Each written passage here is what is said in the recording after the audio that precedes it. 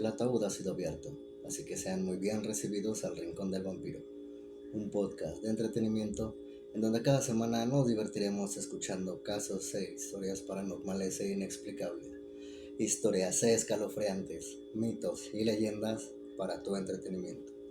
Yo soy Edgar Reyes, el vampiro, y en esta ocasión hablaremos sobre lucidez terminal.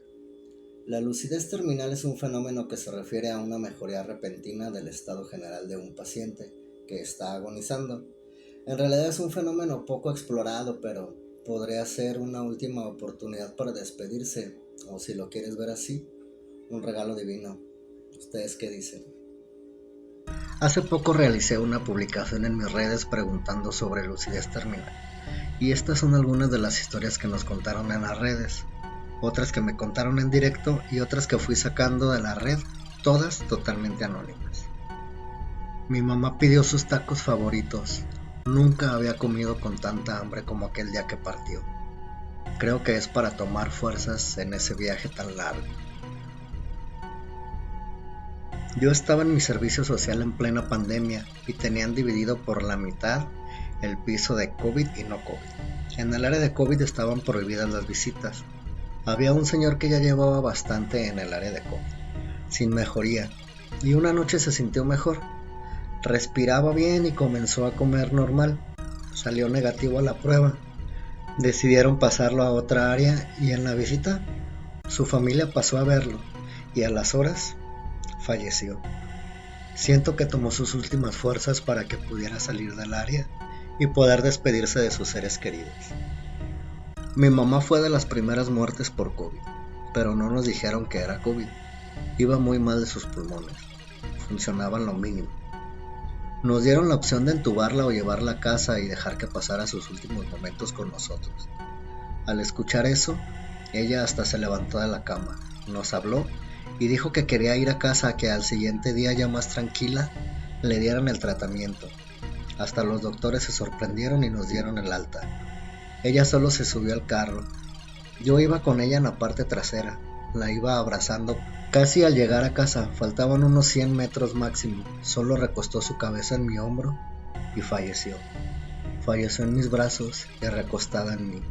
Ya pasaron 4 años de eso y sigo sintiendo su cabeza en mi hombro recostada.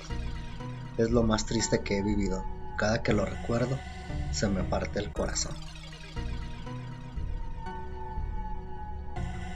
Yo viendo todos estos testimonios, recuerdo que el día que falleció mi mamá, años enferma, de los riñones ya le hacían hemodiálisis, y pues nosotros, o sea mis hermanos, nos cocinábamos, pero ese día en especial, mamá se levantó a preparar el desayuno, vio que desayunemos y en la tarde le dio un infarto. Yo cuando me estaba ahogando con un dulce me desmayé por falta de aire. Pero lo único que pensé es que mi mamá se iba a asustar. La madre de mis hijos, el día que falleció, logró respirar bien. Se puso muy grave por una neumonía durante la pandemia. Lloramos de felicidad después de días de batallar con el oxígeno y por cuidarla día y noche. Se sentó a platicar con nosotros, mandó mensajes, hizo llamadas. A los minutos se volvió a poner grave. Ya en la noche se despidió a su modo. Me pidió la pastilla que tomaba para poder dormir, y ahí vi cómo lentamente dejó de respirar. Ya estaba muy cansada de sufrir por el dolor, no comer bien y no poder dormir. Hace poco tuve un paciente que era senil, además de padecer Parkinson postoperatorio de una oclusión intestinal. Lo curioso es que quirúrgicamente ya se había resuelto la situación, pero neurológicamente empezó a deteriorarse muy rápidamente. Tal fue el caso que olvidó a sus cuidadoras, familiares, y a mí siempre me cambió el nombre. Dejó de hablar y comer, pero el último día que yo estuve con él, me llamó por mi apodo, Chuchito, y me suplicó por una coquita fría. La verdad yo ya sabía que no le quedaba mucho tiempo e hice la gestión para que le permitieran un refresco. Se lo di y se lo tomó de poquito en poquito, mientras decía, está riquísima, y esbozaba una sonrisa. Eso fue el jueves. Murió en la madrugada del viernes. Si saben que sus pacientes están en las últimas, sean amables, considerados y permitan estas últimas voluntades. Una amiga de infancia tenía cáncer en su pierna de un golpe que le dio el hermano. El día que la visité, me pidió una chocolatina de la blanca. Le pedí permiso a su mamá y me dijo que sí, que se la llevara. Me decía con su voz casi que no la escuchaba: gracias, te estaba esperando para que me traigas mi vicio favorito. Yo sabía que era. A los 5 minutos que se lo comió, falleció. La mamá me abrazó y me dijo: te estaba esperando a ti para que le concediera su antojo. Cada vez que como chocolate blanco, mis ojos no paran de llorar al recordar a mi amiga. Solo tenía 16 años. Perdón, lloré escribiendo esto. Me pasó con un paciente. Toda la semana el señor estaba batallando para que comiera. No tenía lucidez ya que su enfermedad estaba muy avanzada. Era como un niño, ni una conversación fluida podía tener. De la nada, de una siesta de la tarde, a la hora de la cena, se despierta. Me empieza a platicar, le digo que si tiene hambre y me dice que sí. Me dice que se le antoja comer. Le hablo a sus familiares para que platiquen con él, aprovechen su momento de lucidez. Después de terminar mi guardia regreso al día siguiente y él durante la noche fallece. Nota: cuando me despido de él para decirle que me voy a descansar y mañana nos vemos otra vez, él me dice: sí, como quiera ya nos vamos. Y la familia y yo nos quedamos mirando. Le digo: no señor, yo me retiro, usted quédese con su familia. Reacciona y me dice: ah sí, es cierto. Yo vi pasar toda mi vida en un segundo. Todos los momentos de felicidad y armonía de mis 51 años. Solo me perdí 28, que fueron de martirio y sufrimiento cuando estuve casado. De eso no vi pasar nada. Un saludo a mis vampiros y vampiresas. Muchas gracias por escucharnos y no olviden suscribirse. Pueden seguirnos en Facebook, Twitter, Instagram y TikTok. También en todas las plataformas de podcast, incluyendo Spotify. Nos vemos en el próximo episodio del Rincón del Vampiro. Si quieren algún tema, una historia paranormal o algún caso en especial, no dudes de mandármelo al correo al rincondelvampiroOficial@gmail.com. A mí me pueden seguir como Edgar Reyes el Vampiro. El ataúd ha sido cerrado. Bye. El ataúd ha sido abierto, así que sean muy bien recibidos al Rincón del Vampiro, un podcast de entretenimiento en donde cada semana nos divertiremos escuchando casos e historias paranormales e inexplicables. Historias escalofriantes, mitos y leyendas para tu entretenimiento. Yo soy Edgar Reyes el Vampiro y en esta ocasión hablaremos sobre la leyenda de las tres brujas de Cajititlán, Jalisco. Cuenta la leyenda que en un rancho de Cajititlán vivían tres hermanas de la tercera edad. Siempre fueron muy unidas las tres, ya que estaban solas, nunca se casaron. Era Lucía la más grande y después dos gemelas, Andrea y María. Ellas criaron a Juan, un niño de bajos recursos que tiempo después se fue a la ciudad de Guadalajara a estudiar en ese tiempo. Juan se olvidó de las tres entidades. Las tres brujas mochis, siendo así el apodo que el pueblo le tenía, empezaron a alejarse del pueblo de Cajititlán y empezaron con sus brujerías. Todo el mundo le temía. Cuenta la historia que un día una de las hermanas murió. Nadie asistió al funeral. Lo cual, las dos hermanas de tanto llorar, decidieron revivirla con su santería y hacerla inmortal. La gente sabe que una murió, lo cual el cuerpo nunca llegó al cementerio. La gente le temía más que nunca, ya que veían a la difunta caminar por las calles en las noches. Esa bruja odiaba a los hombres y toda persona que se cruzaba con ella en el camino. Tiempo después, murieron las otras dos brujas dejando sola a la bruja inmortal, lo cual, ella, a sentirse sola, solo se escondió en la profundidad de la laguna. Un saludo a mis vampiros y vampiresas y gracias por escucharnos. No olviden suscribirse. Pueden seguirnos en Facebook, Twitter, Instagram y TikTok. También en todas las plataformas de podcast, incluyendo Spotify. Nos vemos en el próximo episodio del Rincón del Vampiro. Si gustan algún tema, una historia paranormal o algún caso en especial, no dudes en mandármelo al correo elrincondelvampirooficial@gmail.com. El ataúd ha sido cerrado. Bye. Historias sobre brujas. Cuando estaba en la primaria había un compañero que se llamaba Pedro. No diré su nombre por la seguridad de su familia. Pedro iba conmigo desde el primer año de primaria hasta tercero, cuando falleció. Después de estar enfermo casi 4 meses, era un niño con sobrepeso y muchos niños se burlaban de su físico. No era mi amigo, pero yo sentía un poco de empatía con él, ya que tampoco tenía muchos amigos. Nunca fui popular ni muy social. Casi a finales del segundo año me decía que su vecina era una bruja, y que le tenía mucho miedo a que les hiciera algo a él o a su familia. Al final, la señora resultó que sí, en verdad era una bruja y desapareció como tal. Cuando inició el tercer año de primaria, yo veía que Pedro había bajado un poco de peso. Bueno, fueron 2 meses de vacaciones y muchos niños se van de vacaciones. Pero algunos se quedan a trabajar para ayudar a sus papás, ya sea con las labores de la casa o alguno de los trabajos para generar más ingresos y ayudar así económicamente a la familia. Este era el caso de Pedro. Algunos niños comentaban que sus padres eran unos abusones por ponerlos a trabajar tan chico. Es solo un niño, decían. En una ocasión se acercó a mí, fue un poco antes del desfile de la Independencia de México, y me dijo que no, su vecina no era para nada una bruja. Ahora eran amigos, y que de hecho trabajando con ella para ayudarle a sus papás con los gastos de la casa, incluso me está ayudando con mi peso, dijo Pedro mientras se tocaba la panza con ambas manos, dando unos golpes suaves como si de un tambor se tratara. Pasó el desfile de la Independencia, luego los bailables por la Revolución y ahora Pedro se veía más delgado.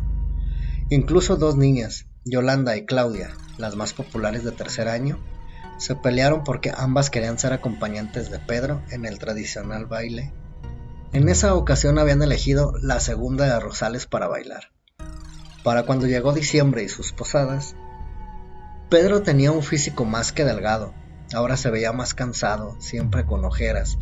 Parecía que estaba trabajando mucho o quizá había empezado a meneársela y se había convertido en un acto. Su madre había empezado a preocuparse y le prohibió seguir trabajando con Elizabeth, la bruja de la tercera, como ya algunos niños en la primaria solíamos llamar. Pero Pedro se negaba a dejar de trabajar con ella. Decían que tenía que ayudarlos y que desde que ella le preparaba el desayuno y la cena, se sentía mejor con su cuerpo. No quiero comer esa comida chatarra que siempre comía contigo, le decía Pedro a su madre, ya que como ambos padres trabajaban, siempre dejaban dinero para que los hermanos mayores compraran gorditas o burritos para el desayuno, y pizza o hamburguesas para la cena. Ahora estoy comiendo bien, me siento mejor y con las vitaminas que Lisa me da, ahora me siento con más energía. Y tenía razón, mientras sus hermanos seguían con problemas de sobrepeso, Pedro pasó de ser un comelonches a ser un carita, al menos en 3 meses. Pero ahora para diciembre su aspecto maciliento le quitaba ese título de carita. Para el intercambio de regalos por el Día del Amor y la Amistad, las niñas del grupo no sabían cómo dejarlo fuera, ya que ahora tenía un aspecto cadavérico. Es impresionante qué tan crueles pueden ser los niños a esa edad, pero no hubo necesidad de dejarlo fuera, ya que a principios de febrero dejó de asistir a clases, ya que no tenía fuerzas para levantarse de la cama. Yo no lo vi, pero la maestra de nuestra clase fue a visitarlo y una ocasión durante el receso, escuché mientras ella le comentaba a la maestra de otro curso de tercer año cómo era su aspecto. Parece un esqueleto, decía la maestra. Quizás se está drogando con algún solvente porque de verdad está muy mal. Su piel es gris y los ojos amarillos, el cabello cenizo.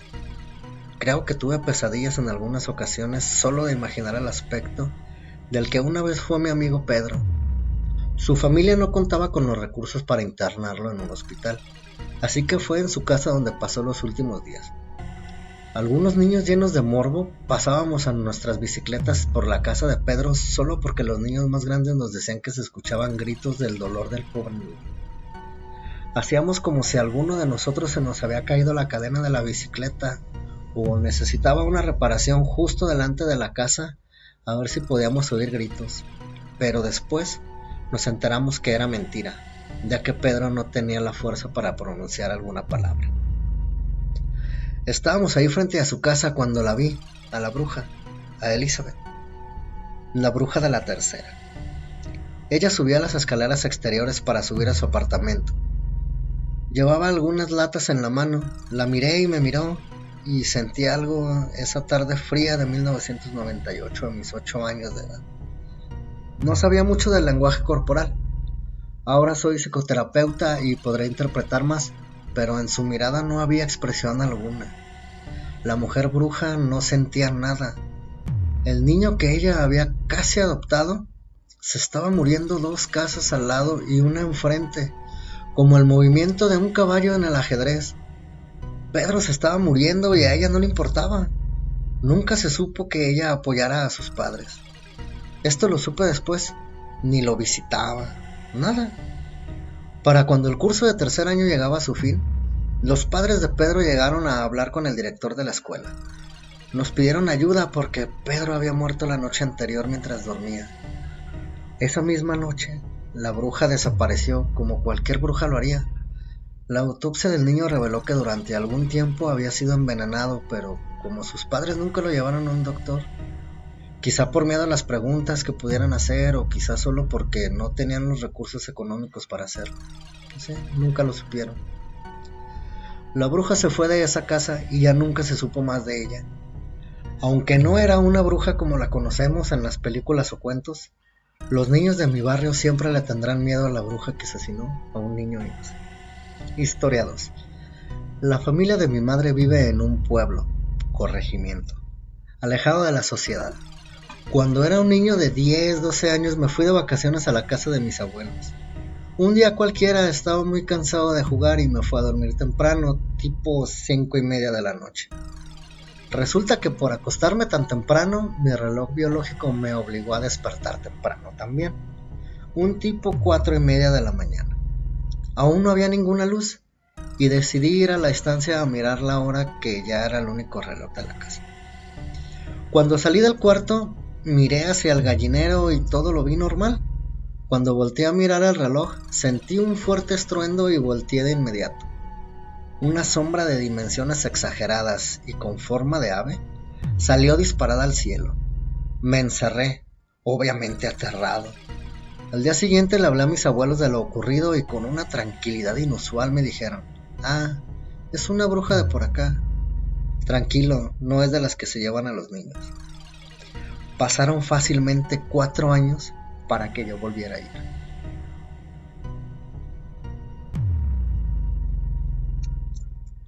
Historia 3.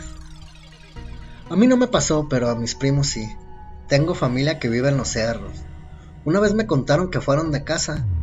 Vieron cómo una mujer de cabello largo y negro, el cual cubría su rostro, se bañaba en una pileta del lugar. La mujer comenzó a llorar. Mis primos me dijeron que se asustaron mucho, pero decidieron irse del lugar. Uno de ellos se quedó observando de más y eso casi le cuesta la vida. Pues aquella mujer desapareció sin darse cuenta. Pero cuando mi primo se había dado la vuelta para seguir a los demás, la mujer estaba a su lado. Ella lo asustó tanto que mi primo se cayó, obviamente gritó del miedo. Mis otros primos, sus hermanos, voltearon a verlo y a ayudarlo.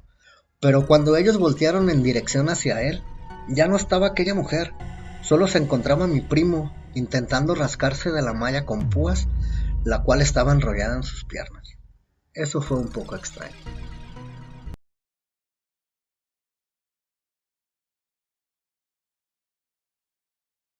Cuando estaba recién nacida, mis papás se quedaron a dormir en la casa de mi abuela, en un pueblito que está en Toluca. Cuenta mi madre que sintió un frío muy cañón y se abrió la puerta. Ella se quiso levantar para cerrarla, pero no pudo moverse, aunque estaba consciente mientras le gritaba a mi papá, que al parecer no escuchaba nada, y tampoco mi abuela ni mi otra tía. Sintió que alguien me jalaba de la cama, aunque no veía a nadie. Después, por azares del destino o no sé qué, solté el llanto y en ese momento la bruja o supuesta bruja me soltó y que se oye el golpe en la puerta. Dice mi mamá que ya les habían dicho que había brujas por ahí. Entonces habían hecho una serie de cosas que les recomendaron para evitar que me chupara la bruja. Quizá eso me salvó. Al día siguiente mi mamá le contó a mi papá y este le respondió que a lo mejor estaba soñando. Ya ves, cosas de los papás que nunca o casi nunca hacen caso. Acto seguido, mi papá le preguntó a mi abuela que por qué tenía los guajolotes en el techo que no dejaban dormir. Para mencionar, el techo era de lámina, y mi abuela le contestó que ella no tenía guajolotes. Mi papá no le creyó y subió con una escalera para comprobar que mi abuela estaba mintiendo. Bueno, no encontró guajolotes, pero sí unas pisadas como de guajolotes con sangre.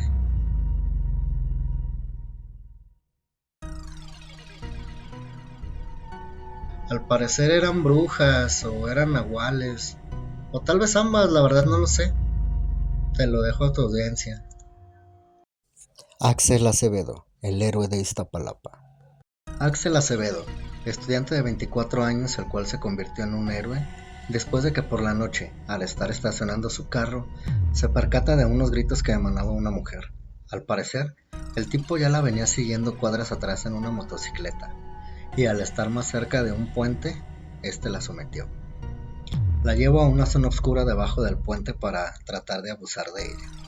Axel menciona que se asomó hacia donde está el puente y vio cómo un hombre estaba jalando a una chica hacia lo más oscuro del puente. Lo primero que dije fue, tengo que correr a ayudarla. Fue como una imagen muy fuerte que pasó por mi cabeza, y en ese momento se me vinieron pensamientos como de, ¿tendrá un arma? ¿Tendrá una navaja? ¿Tendrá algo? No me importó. Sick Axel. Cuando llegó al sitio, se encontró al hombre encima de ella, con las rodillas en sus palmas.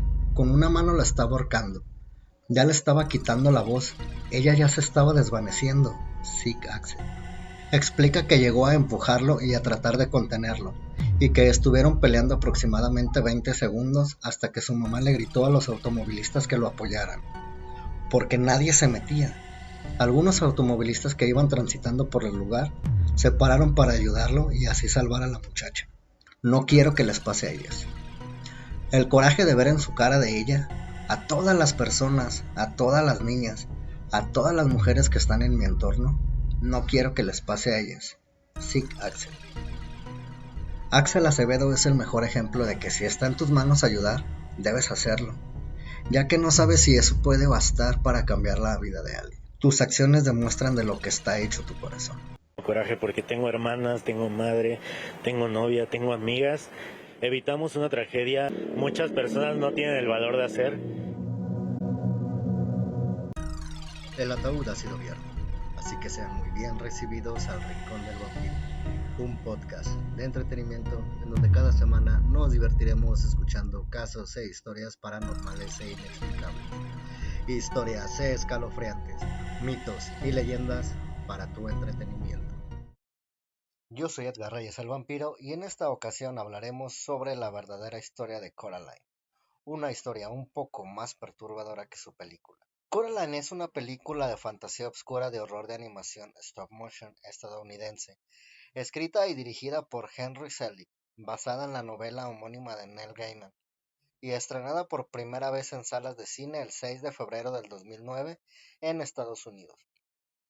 Pero la historia real de Coraline está por mucho lejos de ser una historia para niños, pues en la vida real, este cuento no tuvo un final feliz, mientras que la naturaleza de los actos que en él se narran de verdad son un poco perturbadores. Aquí, una verdadera historia. Gaiman aseguró en distintas ocasiones que su novela está basada en una historia real, de un antiguo y escalofriante relato de su pueblo natal, el condado de Hampshire en Reino Unido. La historia narra que una anciana cuidaba a su nieta recién nacida. La niña se había quedado huérfana, pues sus padres murieron en un incendio.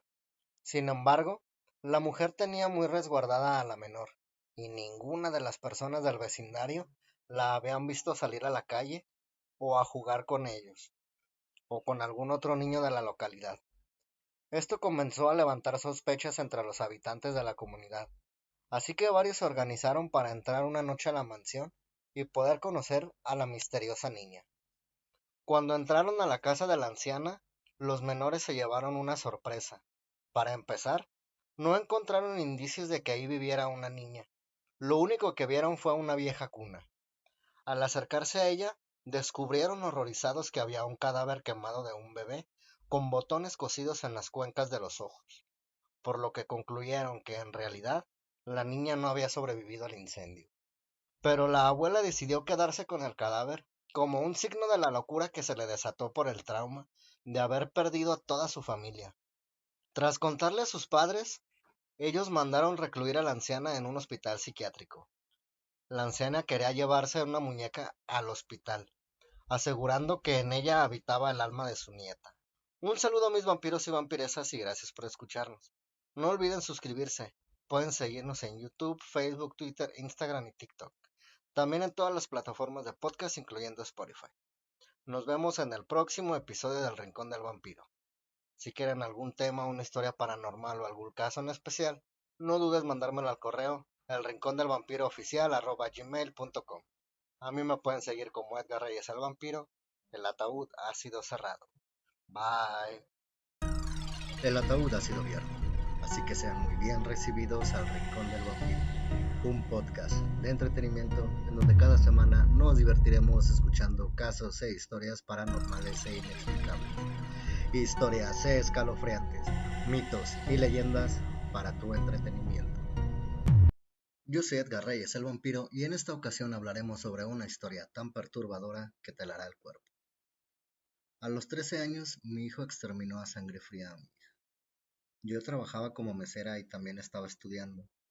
Cuando me iba a trabajar ella estaba en la tina. Normalmente me daba un beso y un abrazo. Y me decía, adiós mami. Y ya para ese día me empezó a decir, un beso más, mami, un abrazo más, mami. Lo hizo tantas veces que llegué tarde al trabajo. Ese día, Paris estaba bravo conmigo. Tenía 13 años. Era normal que a veces estuviera bravo conmigo. Recuerdo muy bien que me le acerqué y le dije, tú sabes que yo te quiero. Hemos pasado por cosas peores y esta también la vamos a superar. Y me fue a trabajar. Unas horas antes, Paris había convencido a la niñera de que se fuera a casa antes de que su madre regresara. Después, entró a la habitación de su hermana de 4 años de edad, la agredió la golpeó, la estranguló y la hirió 17 veces con un cuchillo de cocina. Luego llamó a un amigo y charló con él 6 minutos, antes de llamar a emergencias. Recibió instrucciones para que le diera primeros auxilios a ella mientras llegaban, y les dijo que lo que estaban haciendo. La evidencia mostró luego que no hizo ningún intento por resucitar a su hermano. Cuando oí que ella estaba muerta, sentí que se me quebraban billones de pedazos. Cuando me enteré que el homicida era Paris, fue como si alguien tomara esos pedazos y los quebrara otra vez. Al final de esa noche estaba tan desesperada que nunca pensé que fuera a poder encontrar esos pedazos para volverme a construir. Quería morirme, pero no podía. Tenía un hijo, Paris. ¿Qué vas a hacer ahora? Al otro día, Charity fue a ver a Paris donde estaba detenido. A las 5:30 y lo recuerdo porque todos los días durante 9 meses lo fui a visitar a la misma hora. Ya estaba hecha un desastre, pero lo primero que sentí fue felicidad de ver a mi hijo. Lo levanté de la silla y en medio del llanto lo abracé, lo acaricié, lo toqué por todas partes como si quisiera saber que él estaba ahí y que estaba bien, hasta que me di cuenta de que él no me estaba abrazando, que no mostraba ninguna emoción, sencillamente estaba presente. Lo miré y no vi nada en su rostro, en sus ojos, nada, de verdad nada.